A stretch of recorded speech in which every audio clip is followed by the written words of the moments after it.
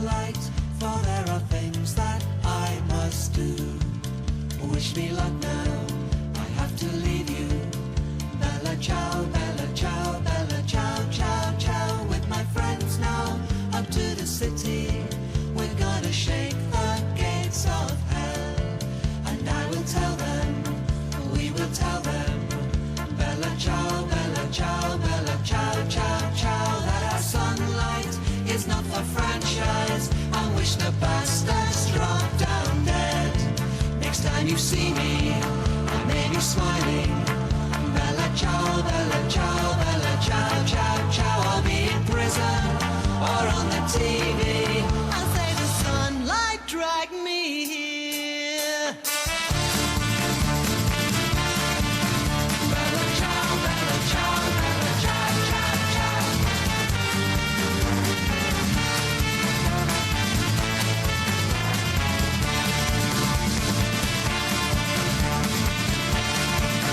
Bella ciao, bella ciao, bella ciao, ciao, ciao.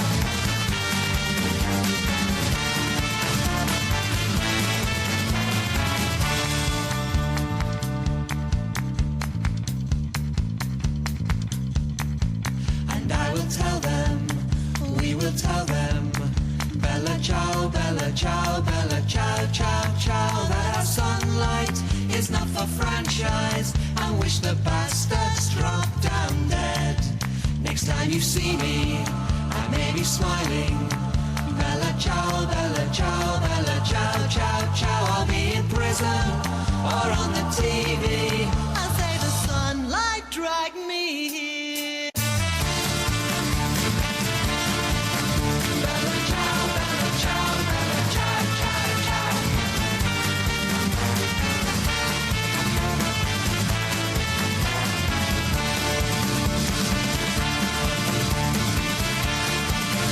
Bella ciao, bella ciao, bella ciao, ciao, ciao.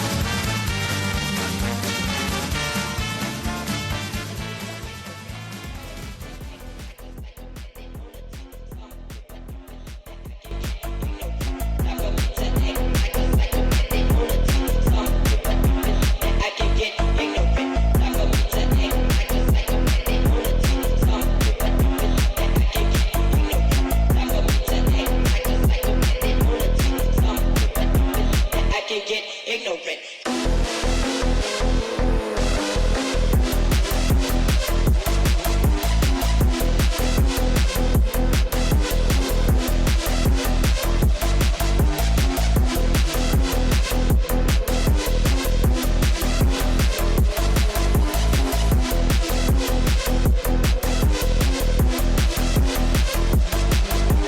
Time for me to act like a psychopathic lunatic. Some people don't believe that I can get ignorant. Time for me to act like a psychopathic lunatic. Some people don't believe that I can get ignorant. Time for me to act like a psychopathic lunatic. Some people don't believe that I can get ignorant. Time for me to act like a psychopathic lunatic. Some people don't believe that I can get ignorant. Time for me to act like a psychopathic lunatic. Some people don't believe that I can get ignorant. Time for me to act like a psychopathic lunatic. Some people don't believe that I can get ignorant. Time for me to act like a psychopathic lunatic. Some people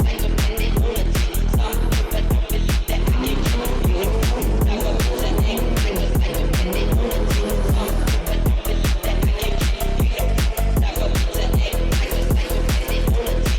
people don't believe that I can get ignorant.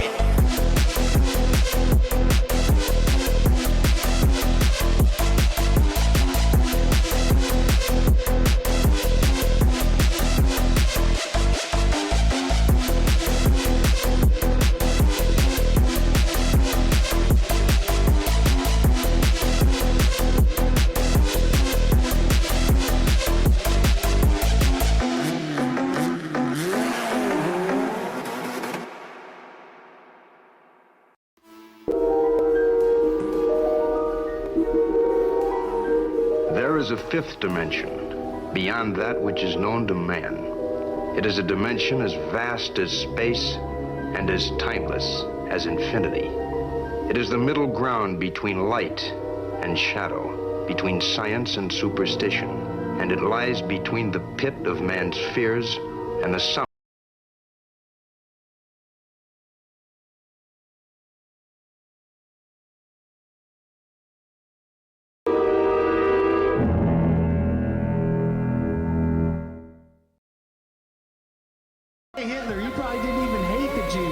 It's the meth making you crazy, dog. All of you, get back in the closet. You deserve a ass whooping. All of you, get back in the closet. How Go much does it yourself. cost for fascism? How much do the taxpayers have to pay for a fascist country? They're evil. They are activists doing evil. So treat them like the evil that they are. The time to start is now, right? The time to plant a tree is 10 years ago, and the second best time is now. Strikes are the most effective way to stop profits, get demands, and force policy changes. If you can shut down profit, you can make any politician do anything. It's time to stop pretending otherwise. It's time to be ruthless, and time to afford them the same amount of grace that they give to their Palestinian victims, because they are only going to get more and more ruthless with their victims if you don't.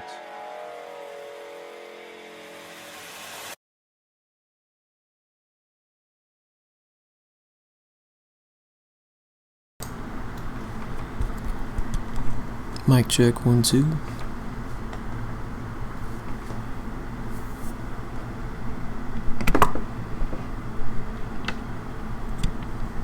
Mic check. Okay.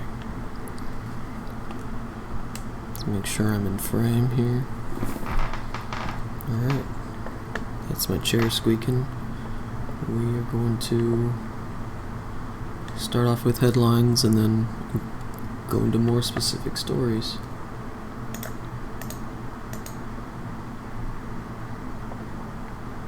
I'm not gonna lie, I was pretty disappointed with how no one stood in solidarity with the flotilla as almost 500 people were abducted by Israel.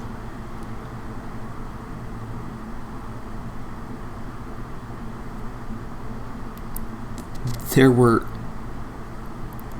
Italian and Spanish frigates in the Mediterranean, sailing with them. You know? Really disappointing, incredibly disappointing.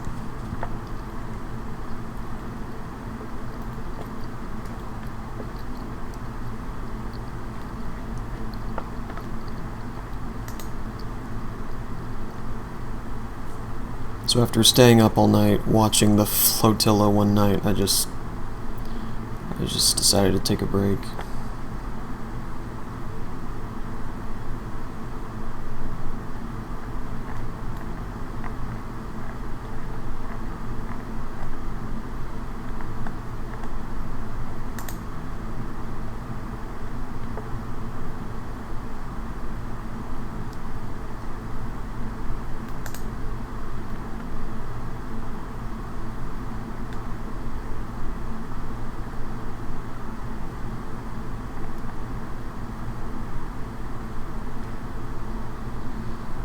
Okay, there's September 30th.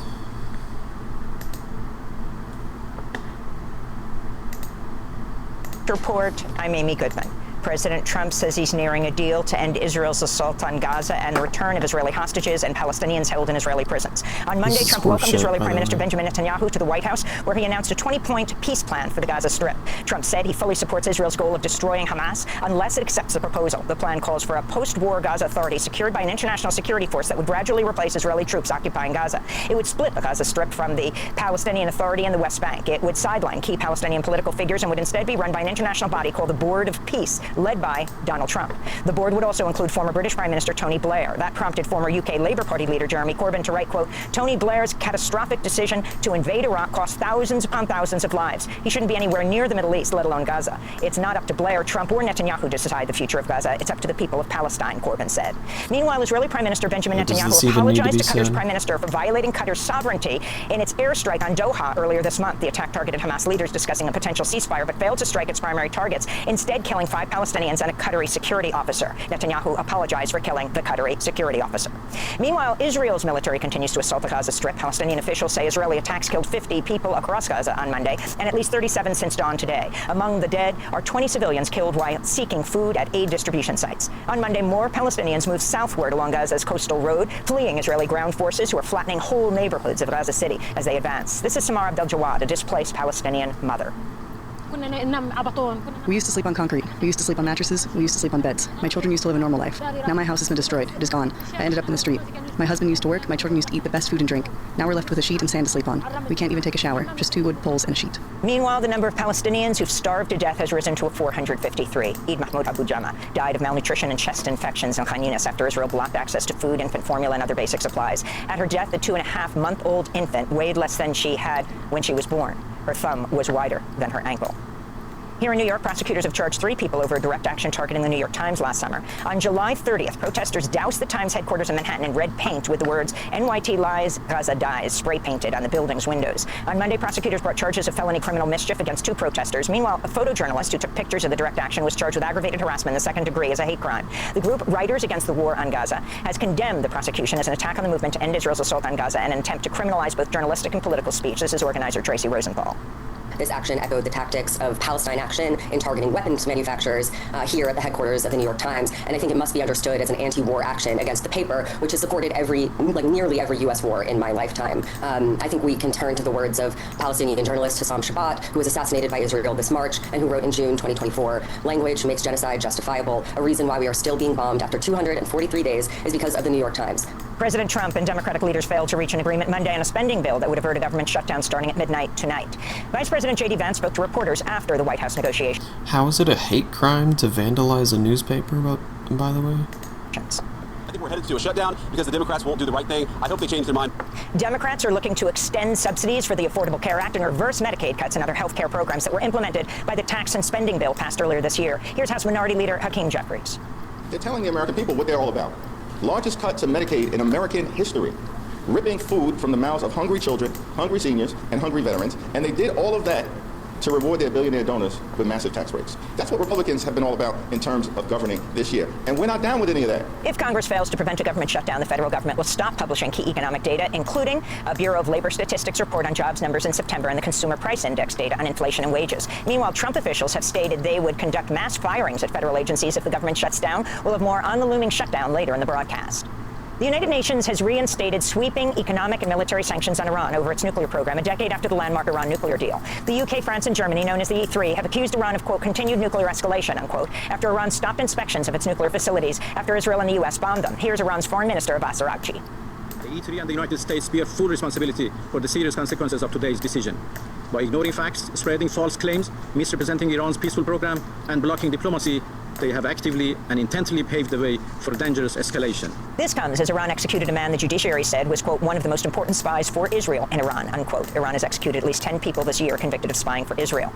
The Trump administration struck a deal with Iran to deport a plane full of Iranian nationals, including people whose asylum claims of religious and political persecution have not yet been heard by an immigration judge. The New York Times reports a charter flight took off from Louisiana Monday evening with around 100 Iranian deportees on board, part of what an Iranian official called a deal to repatriate about 400 people.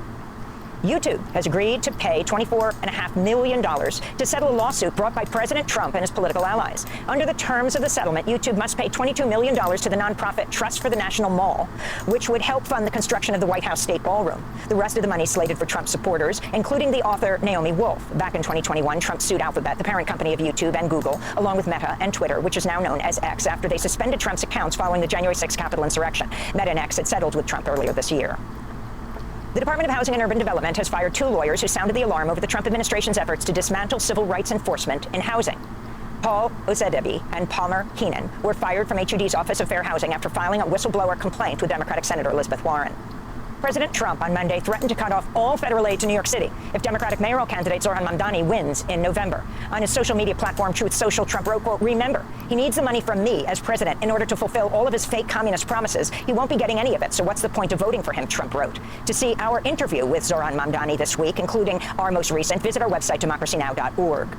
The Trump administration announced plans Monday to allocate 13.1 million acres of public land to coal mining and to provide $625 million for coal-fired power plants. This despite the fact that coal fueled only about 15% of U.S. electricity last year, with wind and solar providing more electricity, according to the International Energy. Crazy.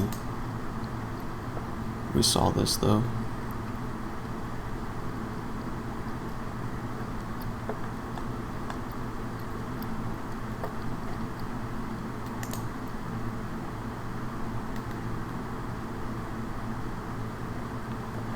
There's the 31st.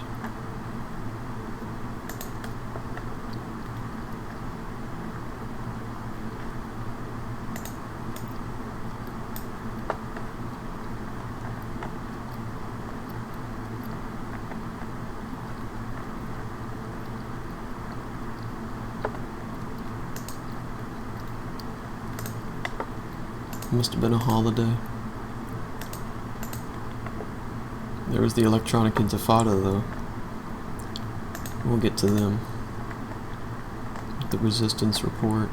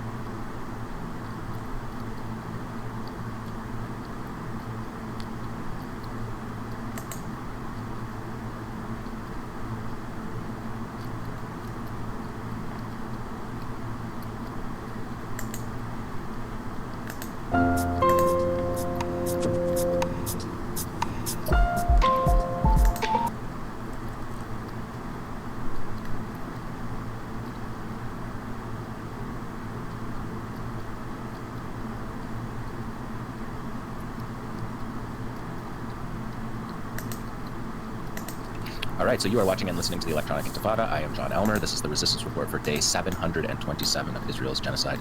As always, we're going to start with these maps because the war is based on ethnic cleansing, and these maps show that. You're looking at a map from the International Organization of Migration and the Migration Cluster, which involves the United Nations organizations, the Danish and Norwegian refugee councils, and we're looking at from each of the neighborhoods of Gaza City. We're looking at, on this map, dozens of arrows pointing from the neighborhoods in Gaza City down into the central area, the middle camps, Deir al-Bala, and down into the south, into Khan Yunis in the Mawasi area. These were areas that the Israeli military said were safe zones, and as Nora reported off the top of the show, they're clearly not. They're killing people in these so-called safe zones every single day in their tents on the side of the road. People leaving are being killed on the roads. People's tents are being burned in those middle areas. Attacks on the middle areas are consistent, and those were expressly told to the Palestinians in Gaza City in messages from the Israelis that clearly articulated areas that they could go to that they would be safe in, and those are updated from the moment of the evacuation orders from Gaza City. They're not old. They were fresh maps. They showed the coordinates on the maps, and then what we've seen for the last 3 weeks is those places are targeted as well. You can see on the top there that the IOM has the number at 446,000 people have left Gaza City. The Israeli military puts that number at over 800,000, and they have now, over the past week, stopped reporting on the number of people leaving Gaza City because, as Nora also reported, they are moving to close the Al Rashid coastal road to people leaving to go back north, so no supplies can move back up north, and then there's going to be a checkpoint on that coastal road. And as we know from the Rafah evacuation, if there's a checkpoint, people are not going to leave through that checkpoint, because those checkpoints are where you get captured for no reason and you get taken to a torture camp in Israel in the desert, maybe Sidi Taman. There's other ones, and you be tortured to death with no legal recourse. Your family doesn't even know where you are, and so people don't want to walk into a situation where they're going to be taken to a torture camp. It's pretty logical, but what it means is that the people in Gaza City will be staying in Gaza City, and that is what the defense minister announced this week. The Israeli military each day is still giving the number of airstrikes, 140 to 160, so we're looking at about 1,200 a week, and that comes in the past 2 weeks after the first 4 days of the operation, where they bragged about 1,200 airstrikes in the first 3 and a bit days. And the coastal road being closed is going to have a significant impact on the resources of people in the north. And that situation, which was announced last night, is a devastating announcement for the civilian population. Let's take a look at these next couple of things. Netanyahu spoke at the United Nations on Friday. It was kind of like an evil clown show. He wore a QR code on his lapel pin that you could see atrocities, their atrocity propaganda that they think will tell the whole world that it justifies a genocide of 2 million people.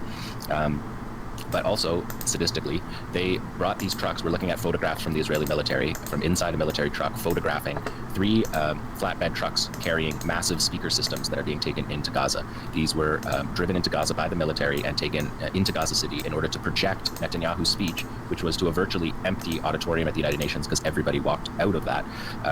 That he wanted everyone in Gaza City to listen to his speech, at which in the speech he said the war will continue. Which he also said after the meeting with Trump about the so-called surrender plan. He gave a Hebrew message that said that the war would go on as well. So inconsistency from the genocidaires. But if we look at the next picture, you can also see we're looking at a crane lifting those speakers up to broadcast that speech. And just a note, because I cover Army radio's dispatches, and they make up a certain portion of the work on the resistance report, I thought that I would mention that the Army radio reporter, military correspondent, said, when foreign diplomats leave the hall one after another, speaking of the United Nations hall, they are not spitting in Netanyahu's face, they are spitting in the face of the state of Israel. So that's how they felt about that, which is probably true, what they were doing.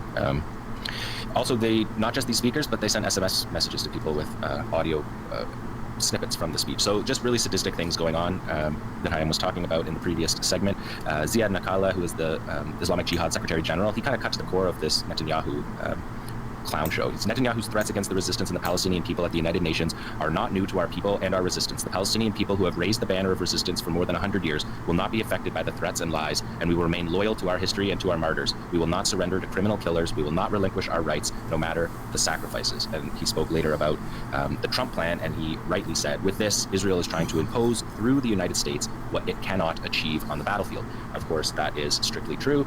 The objectives of Israel's war have failed, all 4 of them. They continue to fail. We're now in Gideon's Chariots 2, and the IDF admitted, as I reported some weeks ago, that Gideon's Chariots 1 was a failure. So they're trying it again, repackaging it as Gideon's Chariots B, or Part 2. But let's take a look at that battle. We'll move to the Battle of Gaza City, and this is the map to get you situated. So the red at the bottom there that's a bit cut off, that's the Netzarim corridor. So in Tel El Hawa, to the left, bottom left of that map, that is the area where the checkpoint will be set up and people will not be able to leave Gaza City without going through that checkpoint. The battle in Tel El Hawa right now is significant because we know that during Gideon's Chariots Part 1, Zaytun, Shujaiya, and Tufa were the targets. Beit Hanun and Beit Lahia up in the north, further north, also the targets. But right now, the main centers of battle are Tel El Hawa and Al Ramal in the downtown area of Gaza City, and in the western edge of Jabalia in the Sheikh Radwan neighborhood. This is the downtown core of Gaza City. It's the center of urban life in the Strip. It's been largely destroyed. It was destroyed, largely destroyed over the course of the last 2 years, but also in the first battle of Gaza City, where Israel said they took full control, they defeated the Gaza Brigade, all that stuff that they say that are just simply not true. But yesterday, or on Monday, there was another breaching operation in Gaza City. The Army radio reports that 5 IDF soldiers, including 2 officers, were seriously wounded and 6 others injured in a Qassam attack on an army encampment in Gaza City earlier today. The incident began around 5:20 p.m. when a cell of 5 Qassam operatives infiltrated an army encampment, setting off 2 explosive devices against tanks of the 7th Armored Brigade. 3 of the Qassam fighters managed to escape the attack, return to their base safely. And just interestingly, this is Qassam's breakdown of it. Yesterday afternoon, Monday, Al-Qassam fighters managed to raid a gathering of Israeli army soldiers and vehicles inside the Rosary Sisters School. The IDF is using this elementary school as a base. In Tel El Hawa, south of Gaza City, our fighters opened fire from point-blank range towards the Israeli enemy soldiers, killing and wounding them. A number of our fighters also threw explosive devices inside the 2 Israeli military personnel carriers, armored personnel carriers, and a Merkava tank was hit with a guerrilla action device. So you can see that the reporting of both of those are very consistent. We've seen that all throughout the war. These reports that Qassam issues are accurate, and we're going to see another solid example of that today. But let's take a look at a couple operations in Gaza City. This is an attack that we are all familiar with at this point. Yasin strike on a Merkava tank there that you can see. And yesterday, Soraya Al-Quds had a significant operation. Maybe we can just loop that video around for 1 sec here. Soraya Al-Quds said, we carried out a qualitative operation by detonating a house that had been booby-trapped and rigged with explosives in the Al Nasser neighborhood of Gaza City, with a number of locally made explosives and others from the enemy remnants that were reverse engineered. return to center operation. The house was detonated while a Zionist engineering force entered the place with the aim of booby trapping and detonating it. The resistance drone participated in the qualitative operation, so we may have drone footage of this, but I think that it is reasonable to surmise at this point in the battle that there's a shortage of cameras. The videos were never a significant portion of the operations, but at this point, you can imagine that there are fewer cameras, but it doesn't seem that there are fewer weapons. So this is definitely something that we will have to keep track of for this Battle of Gaza City, which is intended to be a long battle. Chief of Staff El Zamir said the other day that every advance of the Israeli military is slow. There's no rush to the targets in the first part of the maneuver. The pace is very slow intentionally to maintain the security of the forces, so to protect their forces. He said the IDF is currently establishing defenders in the city, bases, outposts in the city to repel raids, and 3 large logistics centers inside Gaza City for the benefit of 3 maneuvering divisions. Fuel and water lines will be connected to them, and apparently also a desalination plant. This means they're preparing for many months of activity well into 2026 is the prediction from the Israeli military in that situation. So that is the battle in Gaza City. Just to give you a sense, what I was saying to Nora earlier, we're looking at about 150% of the attack tempo that we saw in Khan Yunis in Gaza City. This week alone, 26 Yasin strikes against vehicles, 5 guerrilla action devices hand-delivered, 15 IEDs against tanks, 2 booby-trapped homes, 5 close quarters battles, 3 sniper operations, and 26 rocket and artillery operations. So 55 plus operations, qualitative operations this week, plus the 26 more artillery and rocket operations. Those are carried out largely by the Joint Operations Room. The other factions are all involved in this. And in the coming weeks, we'll show you some of their artillery videos, but the Popular Front was involved. The Democratic Front has been involved. The Mujahideen brigades have been involved. And Sar al-Quds and Qassam also have artillery units that have been at play this week. And so that makes sense because the Israeli military is staying back from the frontline combat, although they admit that they are in combat every day. That same report from the Yedio Aeronaut correspondent quoting these Golani Brigade fighters that Hamas gunmen are emerging from tunnel shafts every day of the battle. These clashes are occurring constantly throughout the 2 weeks of Gideon's chariot. So the Israeli numbers seem to match the Palestinian numbers in this case. Significant tempo of operations that are happening early in this battle of Gaza City. And there will be a consistent, obviously the resistance at this point knows that they need to be prepared for a many-month battle. So I think you'll see that there isn't an operational spike at the beginning, but they'll wait till the Israelis are in position and attack them in those positions. So this week, we got footage of a resistance operation that I reported at length a month ago. The operation was on the 20th of August. So this is kind of like the ultimate fact check when we report on these stories, and then the resistance drops a video a month later. And fortunately, our reporting was tight, and the resistance video matched their reporting and largely matches the Israeli reporting. So let's take a look at that because it's in Khan Yunis. The first map, number 20 here, is the 2 corridors. So this is what the Israeli military boasted about were their achievements in the Battle of Khan Yunis. They cut these 2 corridors. The Moreg corridor that you're seeing running from east to west, that cuts off Rafah. Rafah's on the left, and Khan Yunis, eastern Khan Yunis, is on the right. And that's a corridor that goes to where a settlement was. It didn't take any military accomplishments to achieve that corridor. It was farmland that was already destroyed by the Israelis, but it was farmland because before 2005, there was Israeli settlers in the Moreg settlement there. And the Magan Oz corridor is what they cut during Gideon's Chariots Part A, and you can see it there running from north to south, and it splits Khan Yunis from the western Khan Yunis from eastern Khan Yunis, and western Khan Yunis is where the camp and the city are. Eastern Khan Yunis is spread out by farmland. Again, it's possible to make these corridors, but it's important to note this because this corridor is newly established, and this is where the Israelis have control. They don't really have control in the area where you see Moreg corridor listed there, in that whole blue area of eastern Khan Yunis. They don't have operational control in that area. We reported on that for months during the second battle of Khan Yunis in the past several months. They clearly don't have control over that area, but these corridors are their quote-unquote military accomplishments. So the fact that they're being hit is significant. Like I said, this operation was on the 20th of August.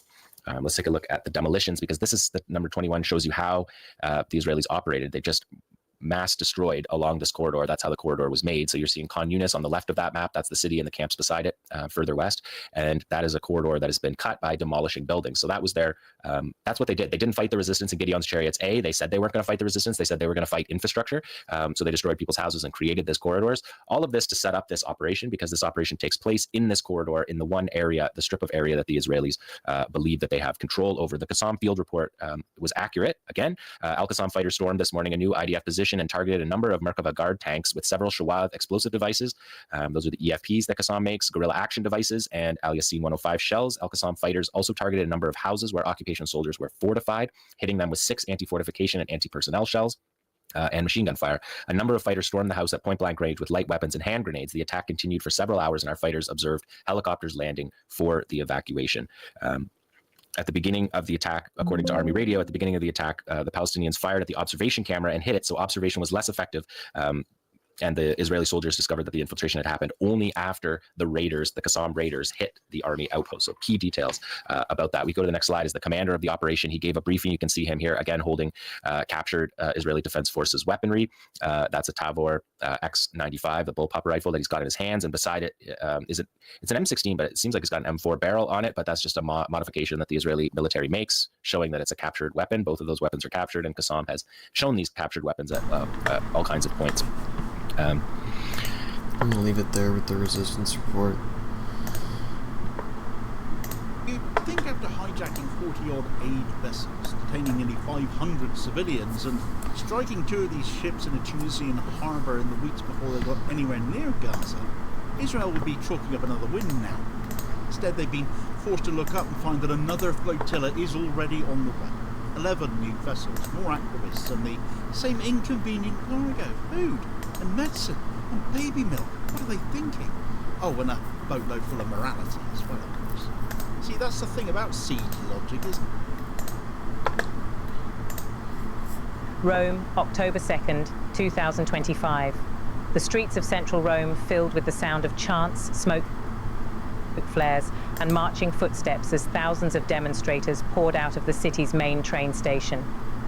Their anger was directed at the Israeli interception of a Gaza-bound aid flotilla, an incident that has rippled far beyond the Mediterranean waters. For many in Italy's capital, the protest was not just a symbolic gathering. It became a decisive political act, bolstered by Italy's largest trade unions, which have called for a nationwide general strike on Friday, October 3. The demonstration started at Rome's bustling Termini station, where activists unfurled a massive banner that read, "Break with Israel, let's block everything, General Strike October 3rd, stop genocide." The slogan set the tone for what would become a day of intense protest and defiance. Witnesses described a crowd determined to make its voice heard. Protesters carried placards showing support for the flotilla, which had been carrying humanitarian supplies, medical kits, food and water to civilians in Gaza before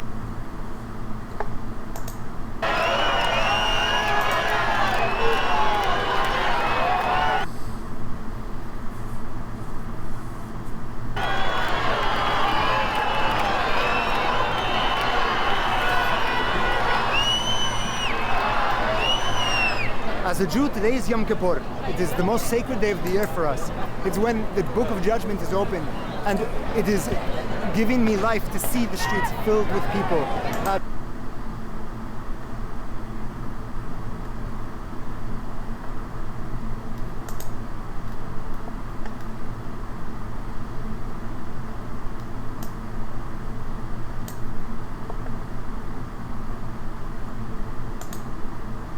Out of everybody I despise the most, ICE is capitalist right now.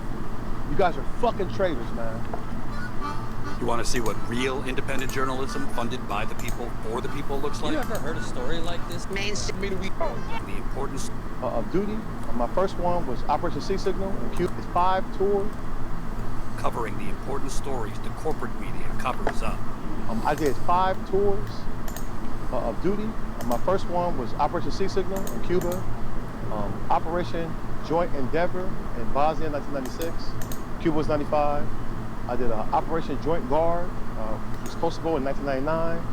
I did Operation Iraqi Freedom in 2008 in Iraq. And my final tour was in Afghanistan, Operation Enduring Freedom in 2013. And I got to go see the best president in history, Barack Obama, give out the Medal of Honor at the White House in 2014. And I retired under him in 2016. Do you think we actually have a real democracy to save? Here's the big problem, guys. It's the fact that let his ass back anyway. This is so much bigger than Donald Trump. It's the fact that you got somebody that is openly corrupt, openly racist as Trump, and they still bent the knee. That lets you know it wasn't about Trump. He's just the avatar. The country has always been white supremacist. This is the country I grew up with. I remember these white people losing their mind when I first moved in our apartment building in California. You know, called me the horror ER, said I was bringing down the property value. That hatred has always been there. I couldn't leave base in Fort Leonard Wood because of the racism. You know, they didn't want to rent to me in Indiana because of the racism after I did fucking 4 tours for the country. And so now I'm like, you know what? Fuck it, right? Let that shit burn.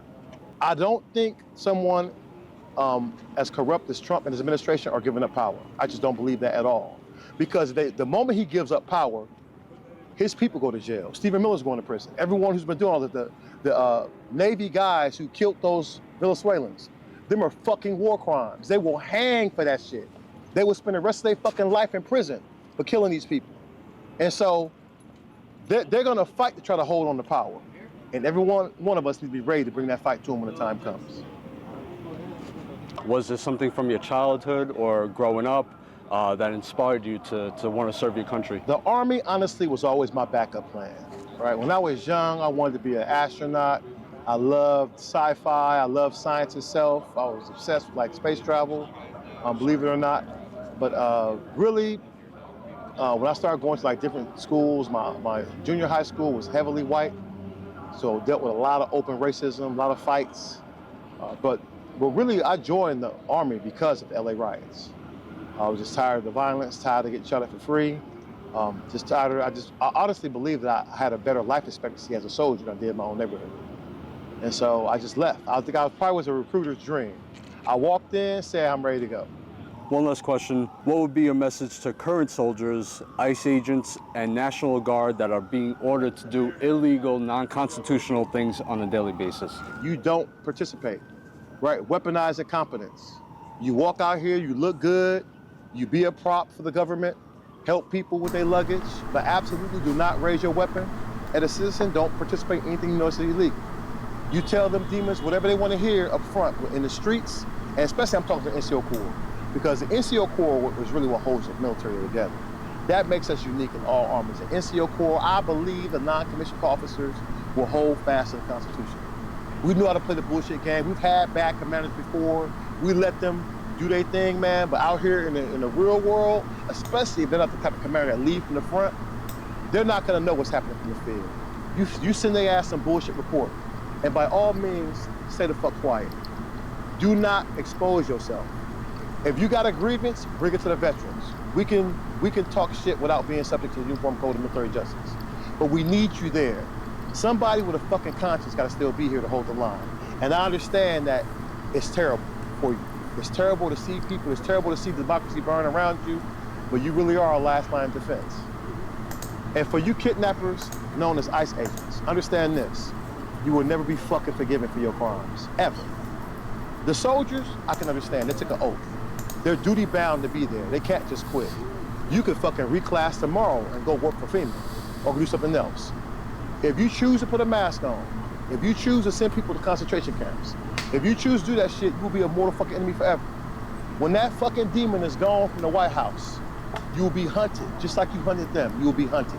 You will never have a fucking moment of peace, period. Out of everybody I despise the most, ICE is top of the list right now. You guys are fucking traitors, man. And the fact that you let Proud Boys and Oath Keepers and all these fucking insurrectionists on the team, that lets you know, man, listen, I'm gonna tell you something too to you Proud Boys. I don't give a fuck if that felon anoints you in the name of the Father, Son, and Holy Spirit. We're not gonna recognize that shit in the streets. Understand that shit. So when you come out here, be ready for those one-way missions. All right, it's all fun and games until you deal with heavily armed veterans who are willing to match and see your energy. Get ready for the one-way missions, boys. Oh, shit. Hell will flash trees over before I let anybody in my family be taken. Period. I don't give a fuck. And you can tag that fake ass, my family be taken. On the match and see your energy. Hell will flash trees over before I let anybody in my family be taken. Period. I don't give a fuck. And you can tag that fake ass God of War himself. Fuck him too. Right? I don't give a damn about any of these demons, man. ICE is an absolute scourge. You should hold your head in shame forever for the shit you're doing. You will never be forgiven for that shit. If you had a shred of dignity, you will reclass tomorrow. Sorry guys, that shit just pisses me off, man. Can't stand these fucking demons, man. It's gotta come from the heart. Yeah, I cannot stand these guys, man. I watch, people out here running for their fucking life, man. That lady in Walmart running for like hours, man, hiding. And notice they're going after people who working. Yeah. Right? They sat here. Immigration itself is really about white supremacy. Let's just cut to the chase. Immigration has always served America white. They tell you whatever bullshit lie, Operation Wetback, this goes back in history. So we know now you really see what America's about. They put white supremacy over everything, over the rule of law, over the separation of powers. And now they want to fund ICE at a higher rate than they're funding the Marine Corps. That is the danger. That means they're going to use these people to stay in power. Right? They're using them right now. If you see, they desensitized the military already to kill people. Right? They're telling you it's okay to kill drug dealers and because they're moving drugs, so you can kill them now. Right? So they're going to continue to desensitize these people before they turn the guns on us. You need to be ready before that moment happens. When I tell you whether it takes 10 months or 10 years, we must be absolutely relentless in our fight against white supremacy. All right. You good? Is there anything else you want to get off your chest? No, I think I said it all, guys. Listen, I'm pretty sure I've earned my way on any list, any watch list. So, and that's all right. I'll be proud to be on this. You're inspiring. Yeah.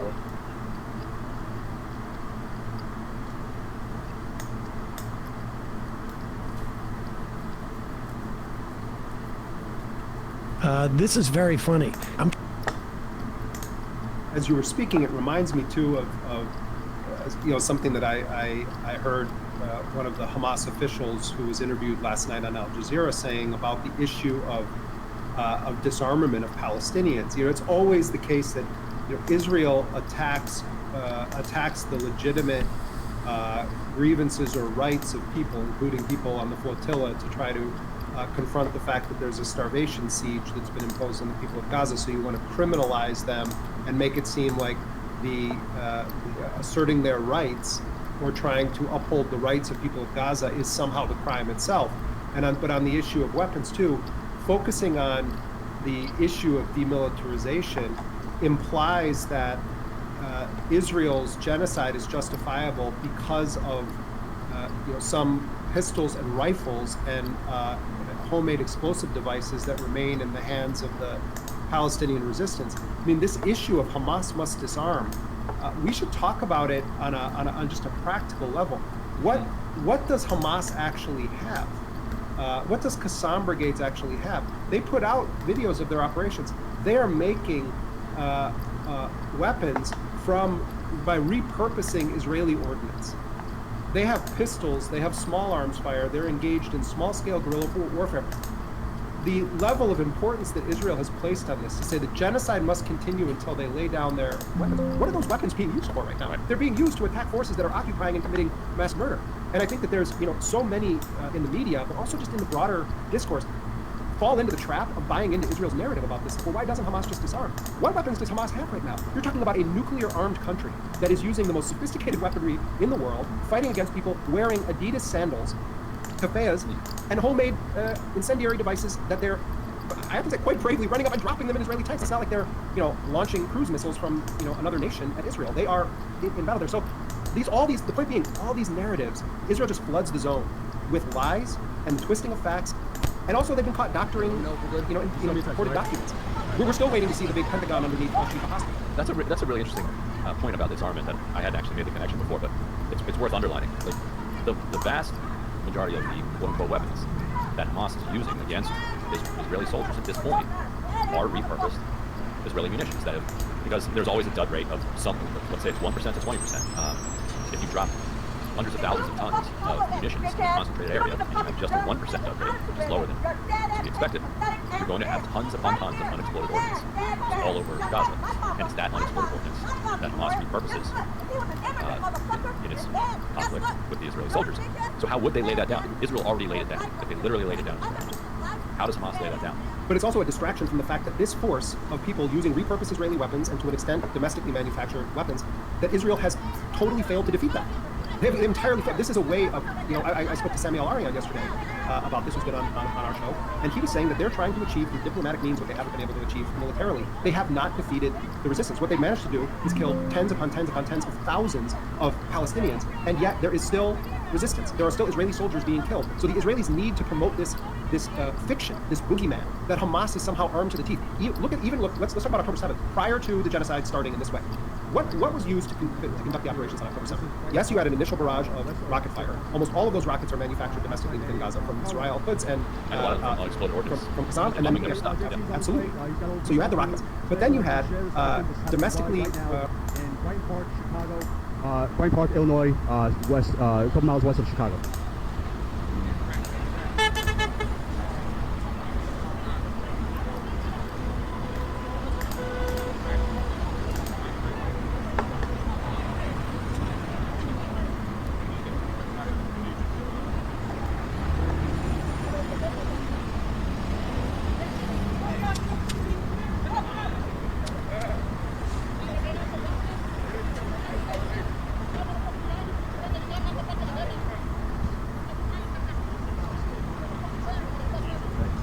All right, guys, JT is here. Let me get the microphone set up, and we will get started. JT's got all the info for you. Come here.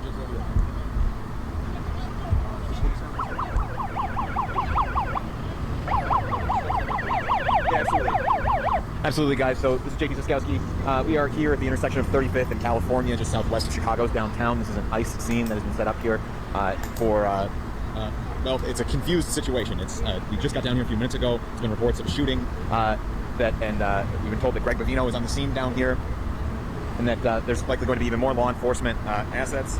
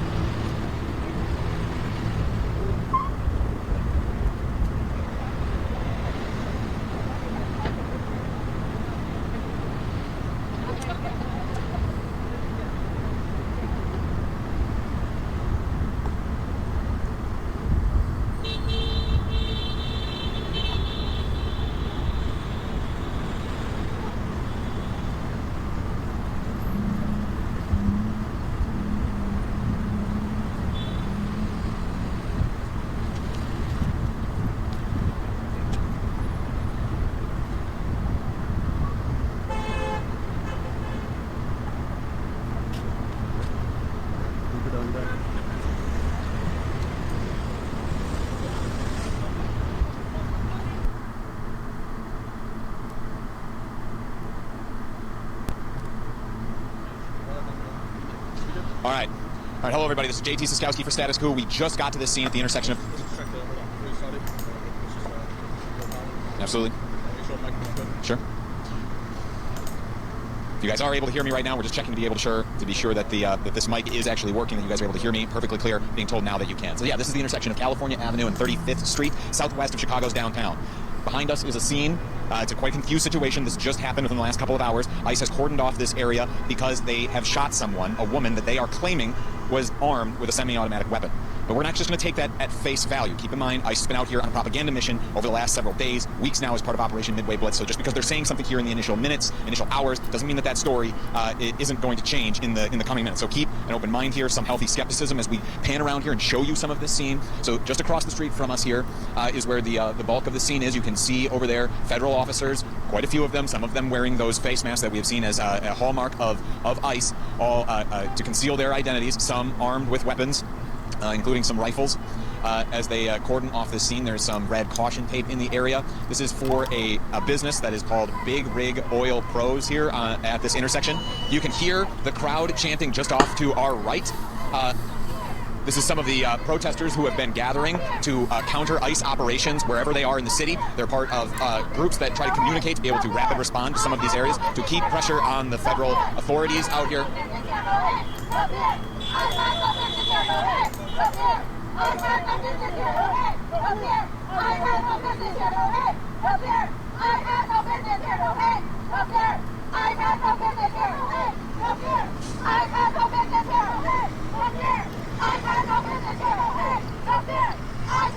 So to give you a sense, we're going to start to walk you through some of the narrative that is being told to us by DHS right now. It's the Department of Homeland Security. And again, take this with a big grain of salt. They, of course, have an agenda here. They are out here carrying out these operations, detaining people,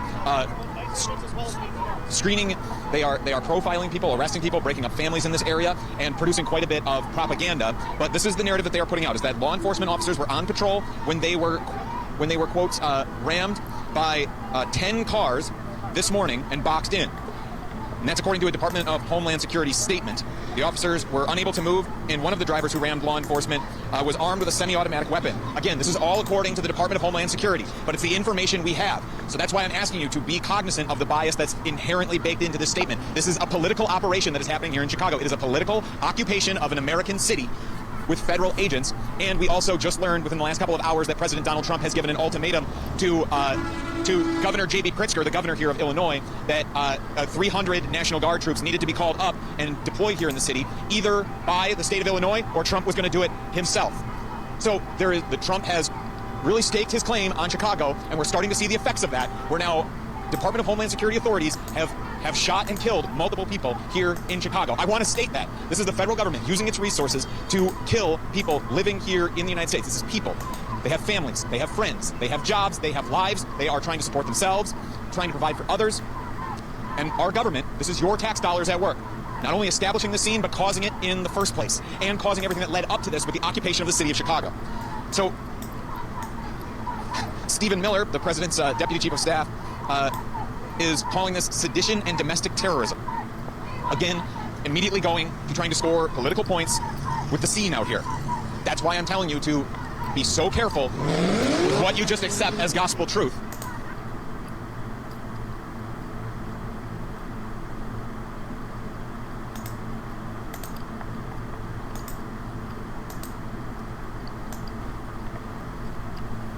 Well, I said I agree with Mr. Zappa that the first line of defense responsibility is the parents. But what I do not agree with is that the parents have to stand alone, and we are not entitled to call upon our government to help us in the fight against this kind of thought. I mean, what government censor is going to decide for you? It's 1 month before his execution, he addressed repeatedly on this show that we are our government, that we're allowed to call on our government. Well, you have to have a man who is the censor, or a woman. The way. Sorry about that.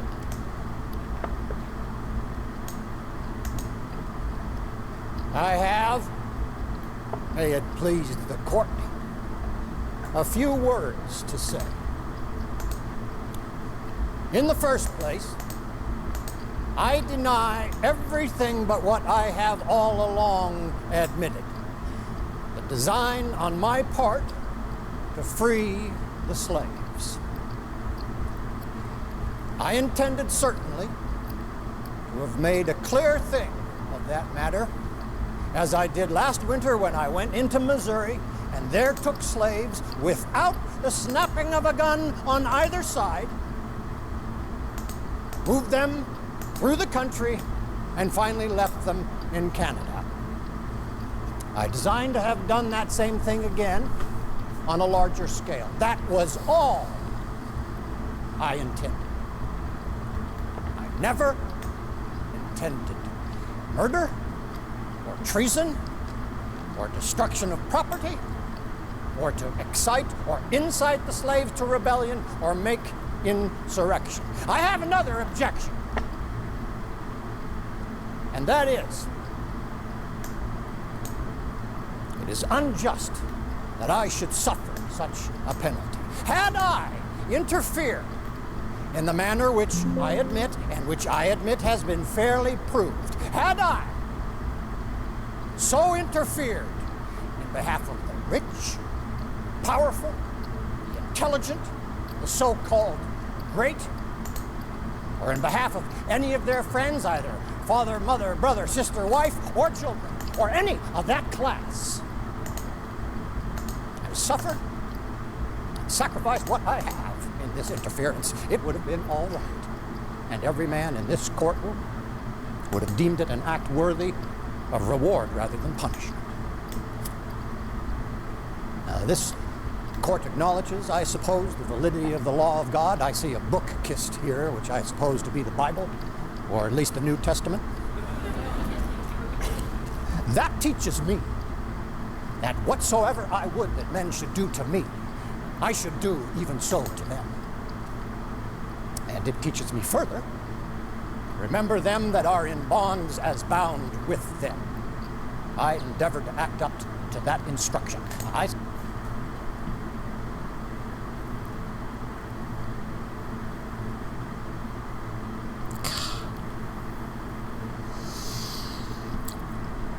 I remember those in bond as bound with them.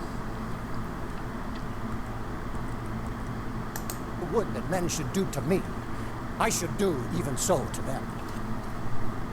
And it teaches me further, remember them that are in bonds as bound with them. I endeavor to act up to that instruction.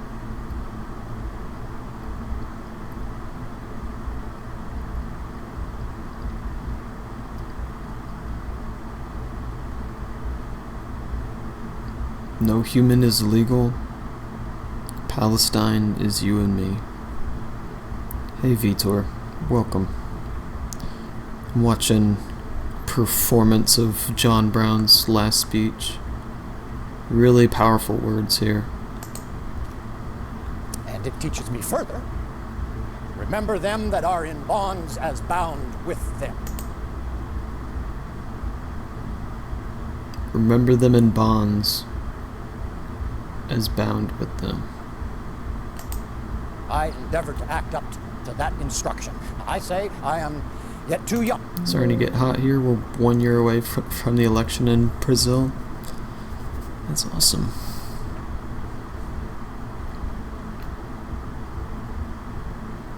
I'm glad you got some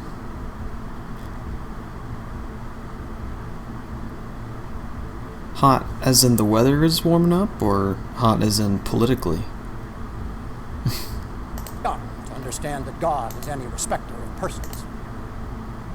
I believe that to have interfered, as I have done, as I have always freely admitted I have done, in behalf of his despised poor, was not wrong, but right. Now, if it is deemed necessary that I should forfeit my life for the furtherance of the ends of justice, and mingle my blood with the blood of my children, The weather is hot. with the blood of millions in this slave country, whose rights are disregarded by wicked, cruel, and unjust enactments, I submit, so let it be done. You gotta get out there and enjoy the weather. Are you gonna touch some grass while the weather's nice? I need to touch grass, dude. Well, I said I agree with Mr. Zappa that the first line of defense and responsibility is the parents. But what I do not agree with is that the parents have to stand alone, and we are not entitled to call upon our government to help us in the fight against this kind of filth. What government censor is going to decide for you? It's not. Tom, I've heard you say repeatedly on this show that we are our government, that we're allowed to call on our government. Well, you have to have a man who is the censor, or a woman. They have to decide this often can hear and this often cannot hear. Tom, it would work the way the implementation of any law works. You pass a law, it has words in it, and then the elected representatives of the people try their best to apply it. It's the way you do it with everything else. Will they apply it perfectly? No. But we're entitled to use the force of our civil government. Activating the zapper while listening to Zappa. Government to help protect our families. How could you oppose that? Does the government have any purpose, Frank? Yeah, it has a number of purposes. What is it? I'm not going to give you a civics lesson here, but I'll tell you one thing. We must not see eye to eye on the idea of a government that must forbid things in order to protect What is the families. government's role? You've told me several times what it shouldn't do. How about national defense? Yeah, I consider this national defense, pal. Our families are under attack from people like you with these lyrics. John, you don't have to buy them. Mr. Zappa, could I make a statement about national defense? Yeah. The biggest threat to America today is not communism. It's moving America toward a fascist theocracy. And everything that's happened during the Reagan administration is steering us right down that pipe. Oh, Mr. Zappa. I did CNN this week, very last minute. Suddenly they go, Jake Tapper, the lead was Jake Tapper. Jake Tapper has 25 fucking different shows with titles like that. The lead, the report, the breaking news spot, and very last minute. I've done that Fake MSNBC tapper. show enough kind of to learn a couple skills with this stuff. It moves so fast. You have 5 minutes. This is why these news shows for political discourse is such bullshit, because it's like you are there to say one or two talking points, and I had to take some time off because I stayed up all night just to be disappointed by the flotilla.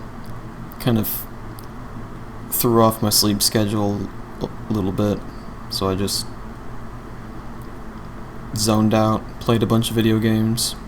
I listened to a lot of headlines. That's why I'm distilling it so much from like the last few days. Latest development has been just the response from Hamas regarding Trump's peace deal. I think they partially agreed and wanted clarifications on other things. But it's a trap. It's absolutely a trap, and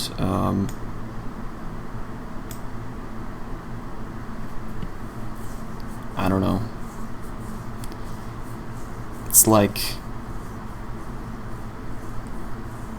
defusing a bomb where there's only one wire to cut, which is take the peace deal,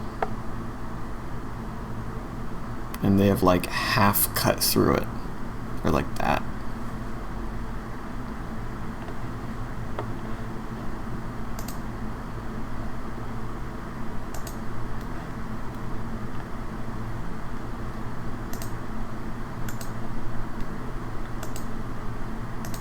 And in my mind, it was just like, I feel like I'd said everything I had to say about the Riyadh Comedy Festival, and I just was like, I had like two other thoughts to share, and then I was like, if I'm gonna talk about comedians should criticize things, when they have the hot seat, it was like I gotta mention Israel.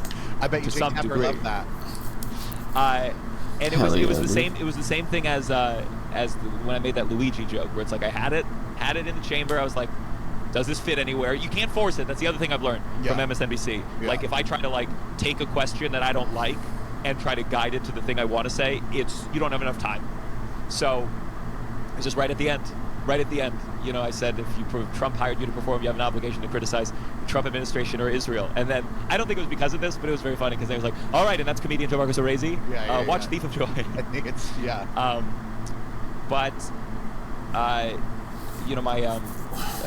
I still feel fine sharing this. Like, my counselors on career was like, okay, I think you've said your piece on this. In terms of like, Wow. when a media storm comes, as I'm experiencing now, it's suddenly That's like wild. everyone wants to talk to you. Oh, yeah, Just like kind of weird, like, the Atlantic's reaching out and Fox is reaching out and BBC is reaching out, and there's an impulse, especially when you've been striving and hustling to be like, yes. I'll bring. When do you stop talking about a genocide?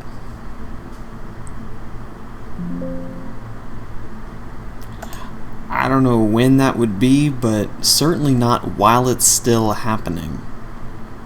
On every show in the world. And then there's a degree of like, okay, when are you becoming like a preachy boob? Yes, When are you? When are you? And also like talking about A things preachy boob? in a podcast format feels different Get than fucked. going on the news. You're a the preachy serious boob. Space. Let me tell people whether And again, when you're talking really fast, when you only have 5 minutes, it's not like I can like show my comedic mind and philosophize. You're making points, and so it's just like I agreed with my closest advisor that that's enough. That's enough. Yeah, that's enough. Just on the podcast. Go ahead, you can quote it or whatever the fuck. But I mean, I don't know. I didn't see the clip from CNN, but did you talk about Bill Burr's whatever his statement was on being no, there? his statement came out after. Thank God. I didn't want to have to. I know. It's like this my guy though. Oh man, What was that? It was weird. It was weird. Paige, could you pull it up and It read was us? both like stupid. It was weird. It was weird. It's like there's human beings and they're just like us. In the they're like, what are you? What? Can we just say the weirdest one that no one discussed because it wasn't on the flyer was Wayne Brady to the Riyadh Comedy. Oh my God! Did he really? Did you know that? Yeah, No. Wayne Brady did the Riyadh Comedy Festival. Oh. Wow. Um, And it's so. Can you imagine the mix of relief and shame that you didn't make the poster for the Riyadh Comedy Festival? Wow. Or maybe he did. Maybe he was on there and it was one of those that wasn't clear who it was. It was like, that would be by the way, if we use my face for the Riyadh Comedy Festival, it'd be like a bowler hat kind of here. If you're as wealthy as Wayne Brady, the rules don't apply to you. You are playing by a different set of rules. Yeah. just for plausible deniability. Because God bless my heart goes out to the comics that dropped out and still were on the flyer. Yeah. I will say this. I think if you dropped out, you do get points in this world. Yes. For we have to have a degree of hey, good. Yeah. We cannot hold them in the same contempt. They tried to have their cake and eat it too. I don't think You so. were like, oh, you know what? Actually, Tried to have their cake and eat it too. Clear, none of what Trump is doing is making Illinois safer. ICE is running around the loop, harassing people for not being white. Just a year ago, that was illegal in the United States. Now, ICE is making it commonplace. That's not making America great.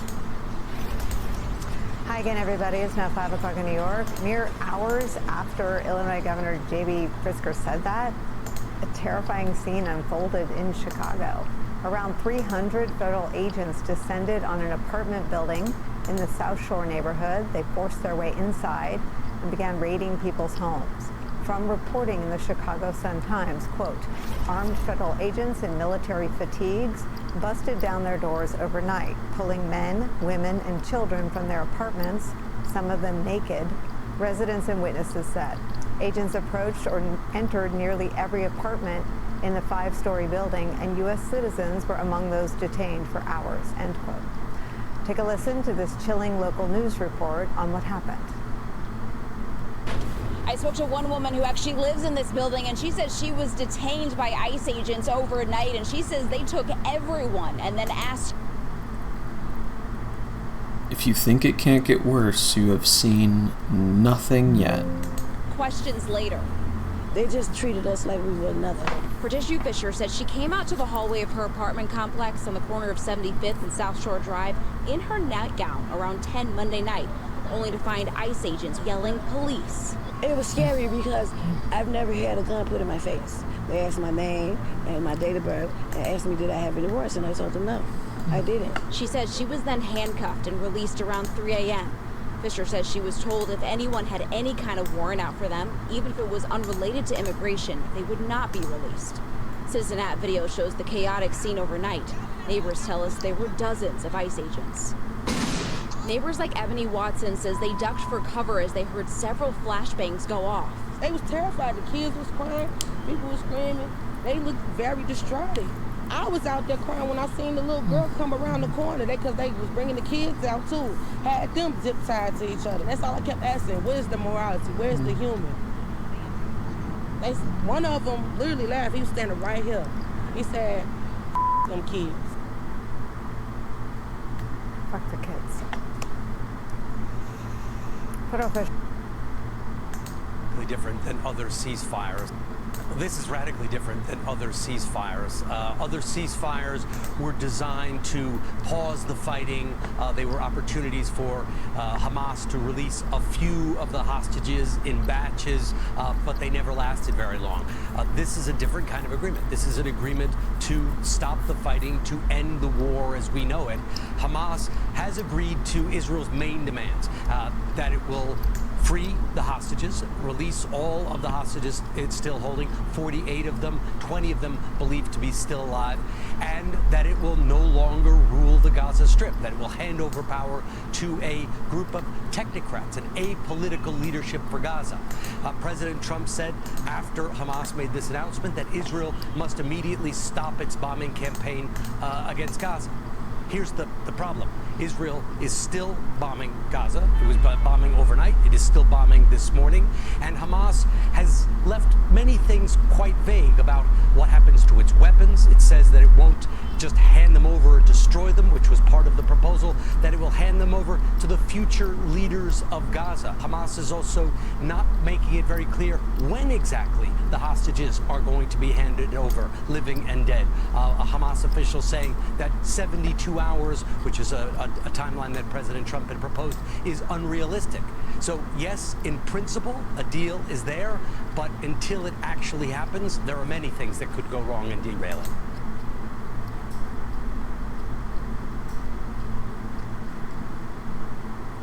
Like Israel continuing to bomb Gaza. Yeah, first off, police are telling us that they do have a suspect in custody that they took into custody shortly after that shooting here on Friday at San Francisco's main public library. Today, friends and fellow Urban Alchemy practitioners came back here to the same location as that shooting to pay their final respects to a friend.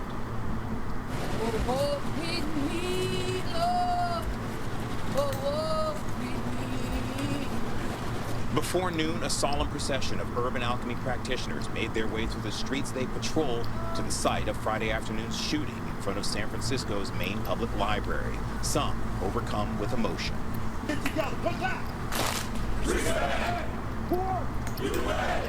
The victim, 60-year-old Joey Alexander, was rushed to the hospital Friday afternoon following the shooting and died Tuesday from his injuries. His fellow Urban Alchemy practitioners said he'll be missed. Still processing it. My heart is hurting right now because that was my brother. We've been through thick and thin together. I just this is beautiful. I can't wait for his family to see this and let him know that we had his back. Police say the gunman pulled a shotgun and fired, shooting Alexander at close range. Urban Alchemy spokesperson Jess Montanejo said Alexander was trying to make the streets safer and asked the gunman to stop doing drugs in front of the library because there were women and children around. The suspect didn't like that. They exchanged, some words. My understanding is he said Urban Alchemy, pulled a shotgun out of his bag and shot him in the torso area. Police say San Francisco sheriffs and officers were nearby and responded to the shooting and arrested 42-year-old Edmund Bowen. Bowen is currently in custody awaiting formal charges. Friends and family want to focus on Joey Alexander and the changes he was making in his own life and in the world around him. He'd served time himself, putting him in the unique position of being able to talk to others. Show the gunman. Said Alexander was working hard to turn his life around. Yeah, I guess he wants to make right for what he done in his past. I do not know. How much you want to bet it's an aggrieved white man? He loved his job, I know that. He loved his job. Marvin said his brother leaves behind 2 sons, and he wants him to be remembered for the positive changes he'd made in his own life and in the lives of others. I want people to remember my little brother for this. Don't look at him for what he's done, look at him for what he's doing.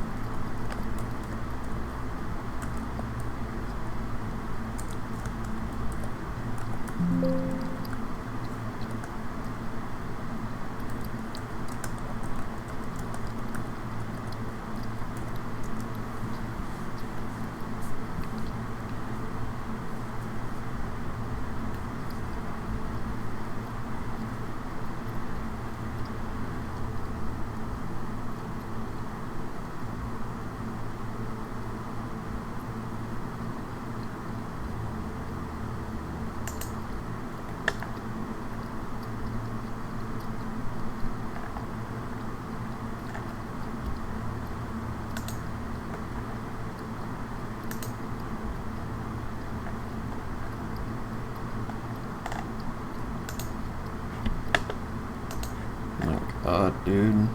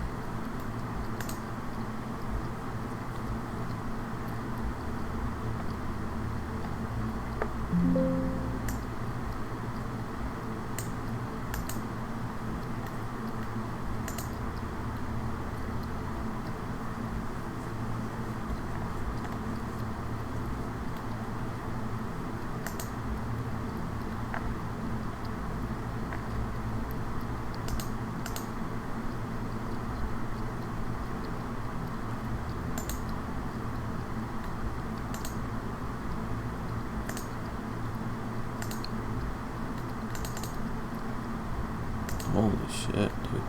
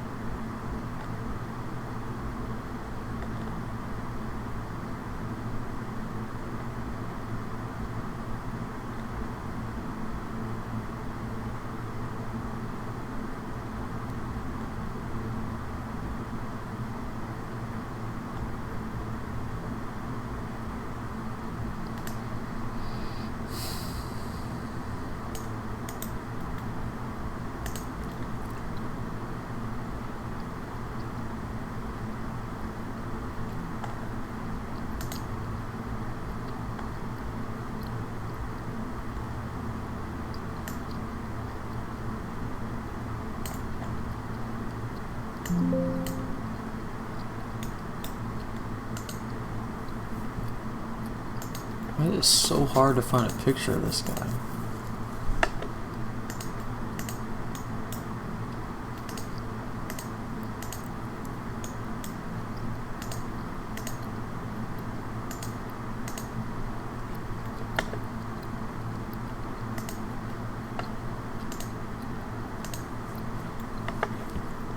They not get a mugshot?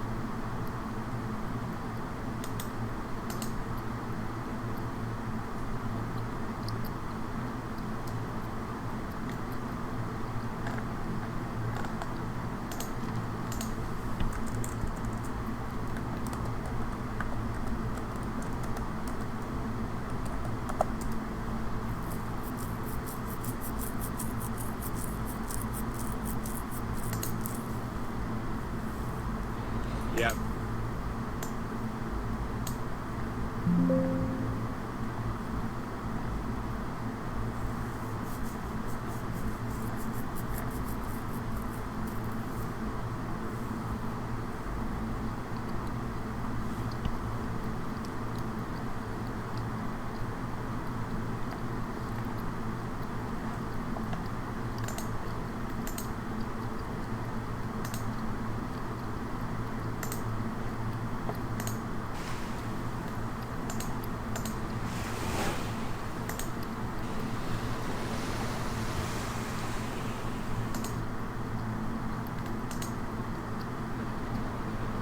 The suspect in this case, Edmund Bowen, is still in jail. A charging decision from the district attorney's office is due tomorrow.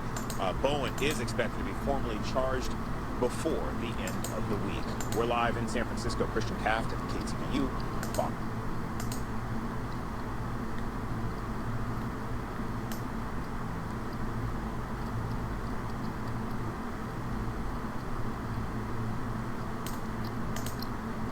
Political points here. This is what they are saying. And again, this information coming to us from the nonprofit newsroom, the Chicago Sun-Times, here is that after those 10 cars allegedly boxed in ICE claimed that officers were unable to move, and one of the drivers, quote, who rammed the law enforcement vehicle was armed with a semi-automatic weapon. That's according to a Department of Homeland Security statement. Officers opened fire at the woman who drove herself to the hospital to get care for wounds, according to DHS. So officers opened fire at the woman who drove herself to the hospital, and along with a woman who was shot, ICE agents also allegedly ran their vehicle into the truck of a 21-year-old U.S. citizen. The man called his mother, Elizabeth Ruiz, to tell her that ICE was trying to pull him over after hitting his truck. The man pulled into a gas station where he was arrested. So These are the few details that we have in just these last few minutes, these last few hours since we've been out here at this scene at the intersection of California Avenue and 35th Street. Behind 4,000. There's 4,000 of you with us right now.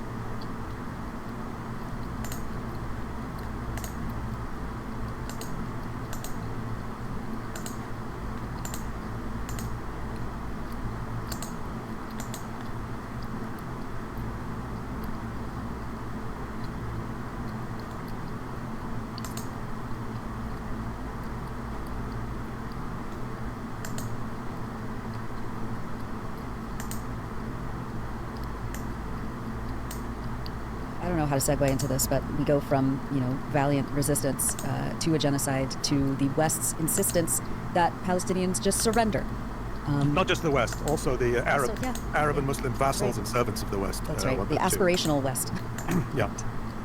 Right, so Ali, take us through, if you can do it without vomiting, because it's so depraved and just so gross, what this 20-point plan is, and any updates to it in the last couple. Yeah, there's so many angles we can come at this from, and over the last day and all day I've been thinking about how I want to talk about this, and everyone is, I didn't even want to talk about it because I don't take this seriously, but at the same time we have to know what's here and what's going on.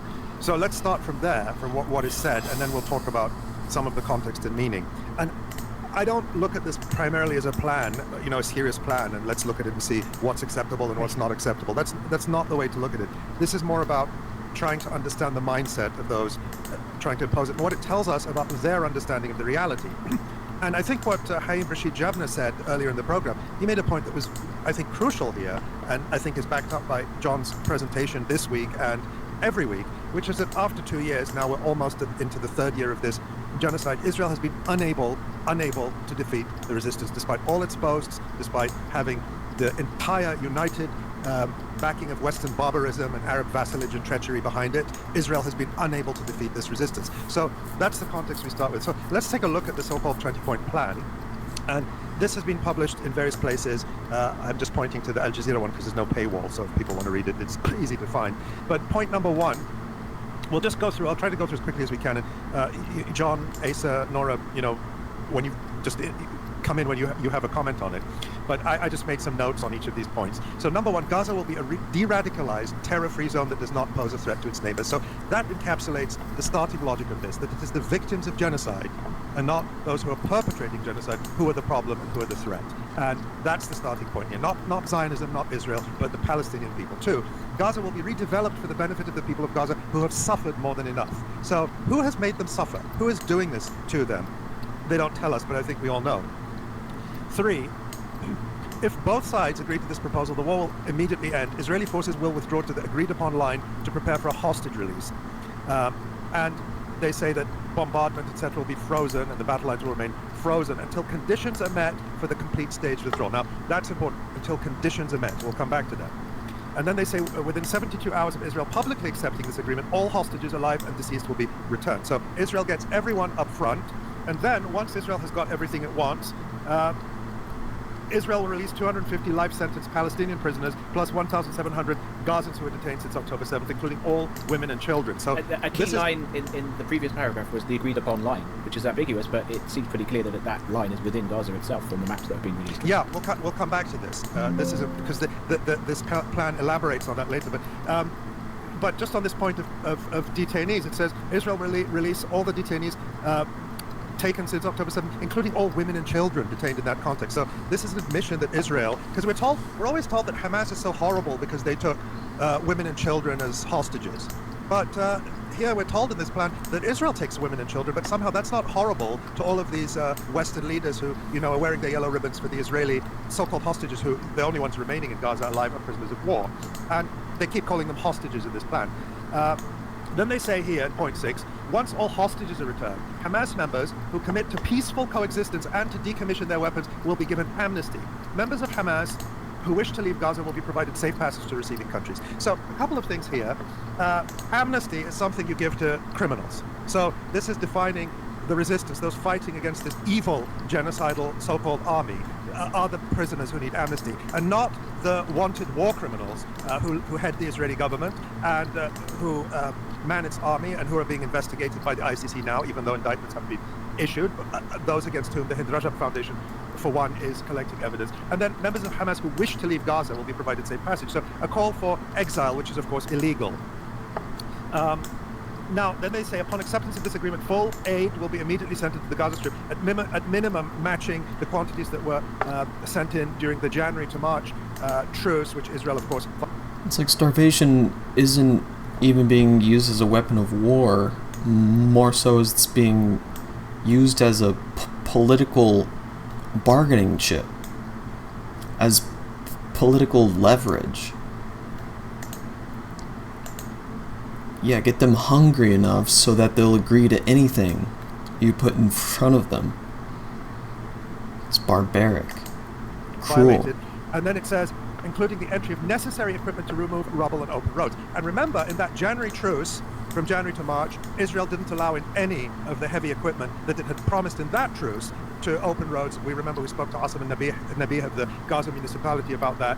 And so why would we think that Israel will do now what it refused to do under the terms of a previous agreement it signed up to? Point 8 talks about entry of distribution of aid in the Gaza Strip will proceed without interference from the two parties, though the United Nations, through the United Nations Agency of the Red Crescent, in addition to other international institutions not associated in any manner with either party. Now, that appears to be a concession to the extent that it excludes the Gaza Humanitarian Foundation, which we've talked about so much, this Christian Zionist-run organization that basically attracts Palestinians in order to be massacred. And opening the Rafah crossing in both directions will be subject to the same mechanism implemented under the January 19, 2025 agreement. Correct me if I'm wrong, but was Rafah ever opened under that agreement? It was never actually opened, am I correct? So the text here contains a lie. It says the same mechanism implemented under the January 19, 2025 agreement, which means it won't be reopened, because that's what happened under the January agreement.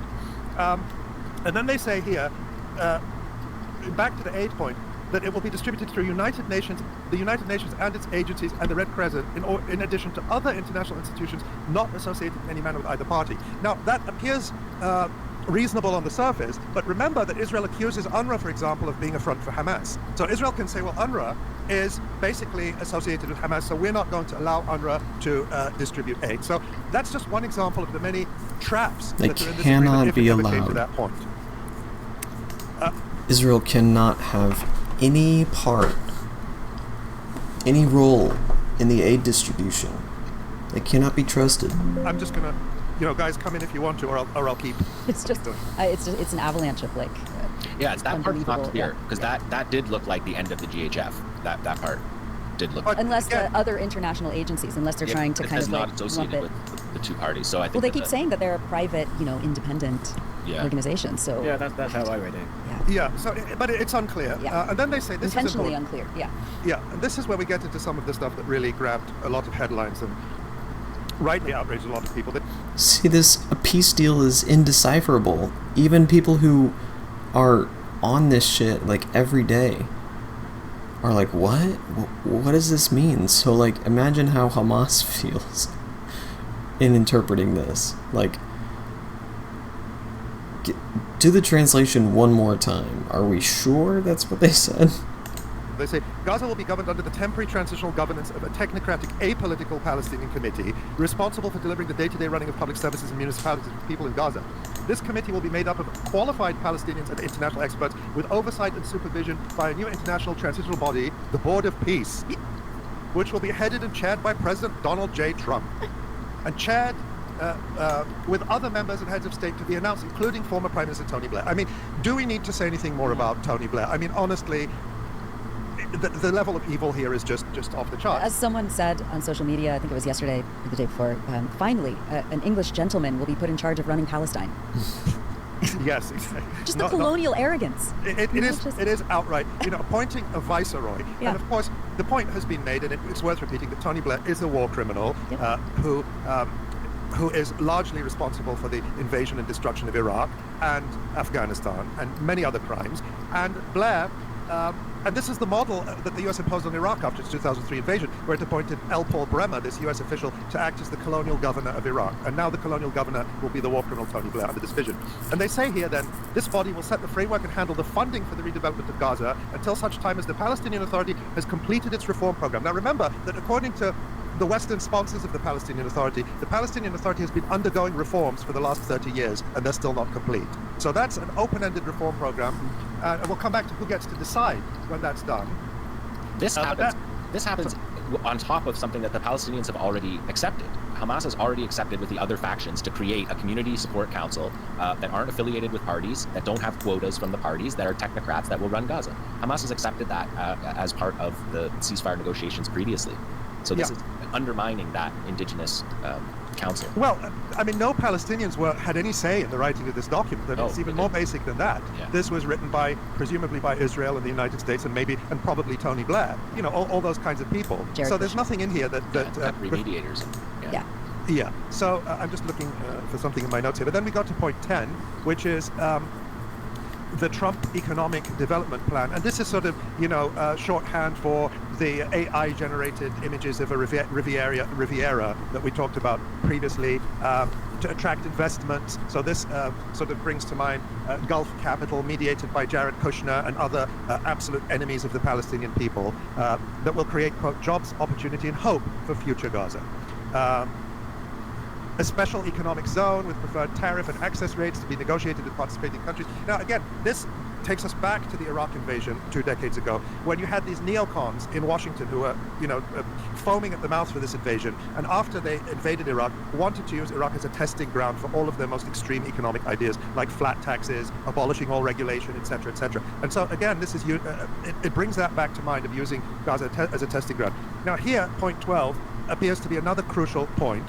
Perhaps can be interpreted as an admission that Israel cannot achieve one of its key goals. It says no one will be forced to leave Gaza, and those who wish to leave will be free to do so and free to return. We will encourage people to stay and offer them the opportunity to build a better Gaza. So that appears to be an admission, at least there, that fundamental goal of ethnically cleansing Gaza is unachievable, at least for now. Anything on that? I see you nodding, John. Yeah, no, that was, I think that there's a few things in here that the Qatari mediators that you can see they addressed. They addressed the Trump Riviera, they addressed the ethnic cleansing, and that's what we're seeing there. This whole free to return. I mean, with what guarantees for any of these points? But I always bristle at this. Oh yeah, they're free to return. If they want to leave Gaza while it is being rebuilt by American contractors and Saudi billionaires. It's just euphemisms for ethnic cleansing.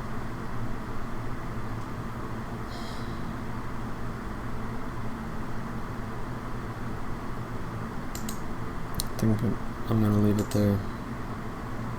I'm getting pretty tired. I will see you guys around. Peace out.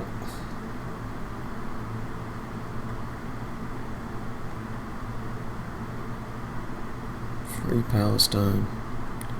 Fuck Israel.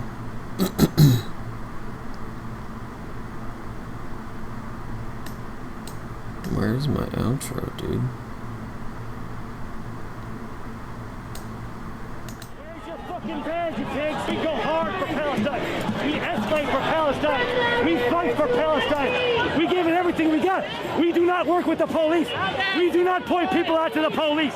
We do not lay hands on our comrades. When we go hard for our people, you stand out the way. If you ain't with them,